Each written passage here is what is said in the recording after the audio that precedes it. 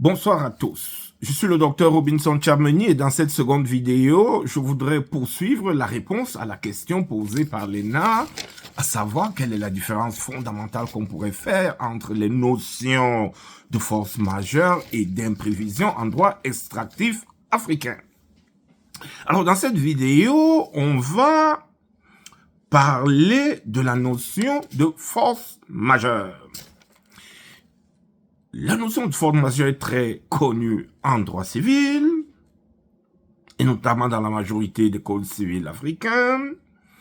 On va la retrouver forcément en droit extractif africain. Mais que signifie la force majeure? Qu'est-ce que la force majeure? Alors, la force majeure est un événement extérieur, imprévisible et irrésistible.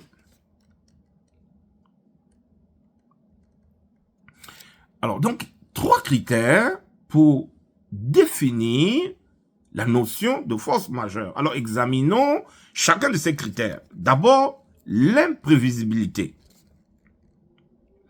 Alors, le critère de l'imprévisibilité doit être évalué au moment où l'obligation est contractée et non au moment de la survenance de l'événement.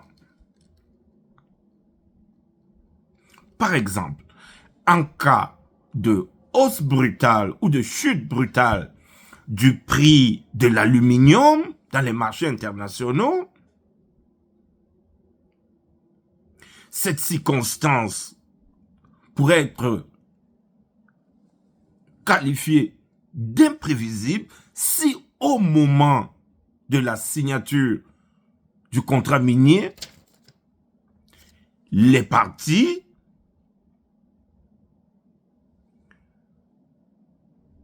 pourrait en avoir connaissance. Alors, il est évident que au moment où on contracte, on ne pourrait pas savoir si dans 5 mois, dans 1 an, dans 6 ans, les prix pourraient monter ou chuter dramatiquement. Il est presque impossible pour les parties de prévoir ce type d'hypothèse et de l'inscrire dans le contrat.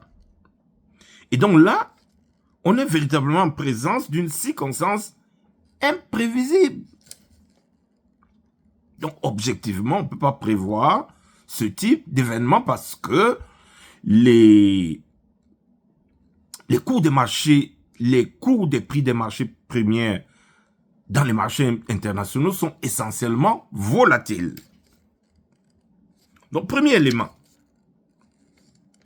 Deuxième élément, c'est le caractère irrésistible de l'événement en cause. Ici, il est question de voir et d'examiner la possibilité de résister à l'avènement de cette circonstance. On doit voir si le débiteur de l'obligation peut l'exécuter malgré l'avènement de cette circonstance. Donc, il faut pour que cet élément d'irrésistibilité soit établi que le débiteur de l'obligation, de la prestation, soit dans l'impossibilité en l'état d'exécuter sa prestation. Alors, si à contrario, la survenance de cette circonstance, de cet événement, ne fait que rendre la prestation difficilement exécutable, ou encore simplement plus onéreuse, alors ce critère n'est pas rempli.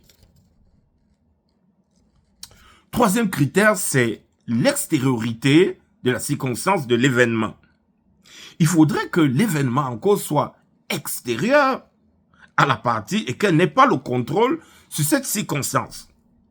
Par exemple, si on mobilise toujours notre situation de la volatilité des prix des matières premières dans les marchés internationaux, on imagine bien que les parties contractantes n'ont aucun pouvoir, la multinationale et le pays africain propriétaire des ressources n'a aucun pouvoir sur la fixation des prix dans les marchés internationaux.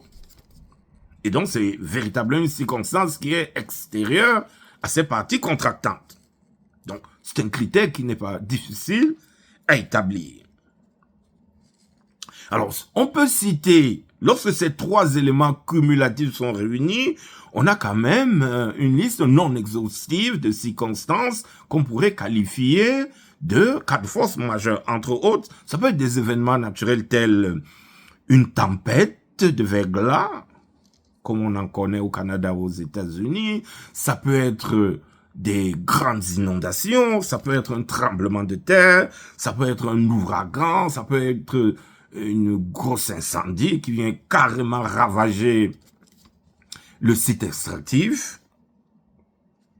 Mais l'événement aussi peut être humain, entre autres, ça peut être les guerres, ça peut être les émeutes, une émeute où on saccage toutes les installations. Ça peut être une situation d'état d'urgence dans un pays. Ça peut être une situation de guerre civile, etc. Donc, un certain nombre de situations qui vont empêcher l'exécution de la prestation, qui vont rendre impossible l'exécution de la prestation.